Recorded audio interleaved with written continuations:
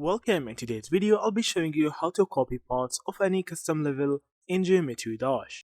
The first thing that you need to do is to click on the editor as you right here, and then you need to search for any level you like on the search down right corner as you right here.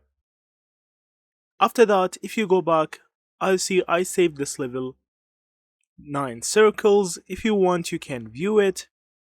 And after that, to edit it, you need to click on this edit button right here, and then you need to enter the password. So the password for 9 circles is 121214, and then you need to hit on OK. And then you can create a copy of this level. You can clone it, click on yes, and now you can name your clone. I will name it test, and then you can click on the edit button. So from the edit section, after you copy any level, you can click on this button right here.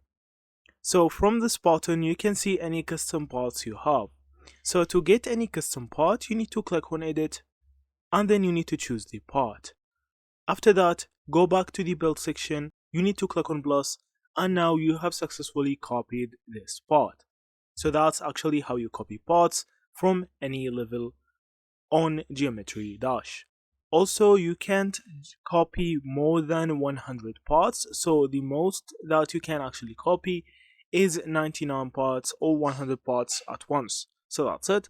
Thank you for watching and see you in the next videos.